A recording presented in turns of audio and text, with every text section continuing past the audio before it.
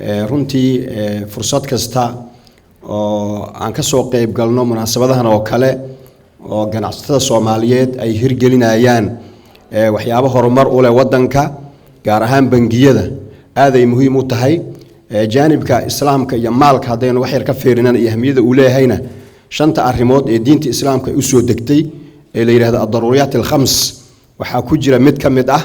oo la yiraahdo xifdul maal maalka in la ilaaliyo maalkana quraanku wuxuu ka cabiray inuu yahay tiirka nolosha oo hadii maal uusan jirin nolol ma jirayso saas ilaahay wuxuu ina amray maalka iyo arrimaha ku saabsan in la habeeyo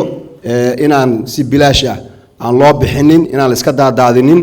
dadka wax magaradka ah ee xoolahooda ku ciyaara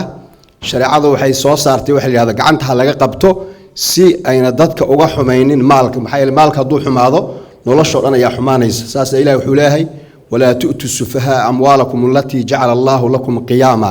kuwa wax magaradka ah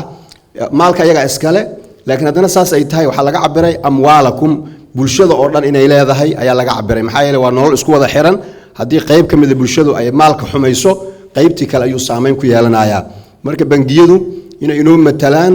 sabkii ugu wanaagsan ee looga faa'iideysan karo maalka oo dadka loogu xifdin karo si wanaagsan loogu shaqeyn karo fursadana ay u tahay dhalinyarada Soomaaliyeed ee waxbarashada jaamacadaha dhameeya my bank saaxiibkay Cabdullaahi runtii aadan ugu hambalyeynaya dadaalkaas iyo dheerigaas uu sameeyay intaanu akhyaarana meesha isugu imaatay oo ah ummadda Soomaaliyeed meesha ay ka dhaqaaqi lahayd oo kulligood wada hambalyeynaya oo leh waa talaabo fiican hore loo qaaday anna hambalyadaas ayaan sii bilaabayaa waxaan leeyahay my bank hambalyo waa mahadsantiin salaamu calaykum waraxmatullaahi wabarakaatuh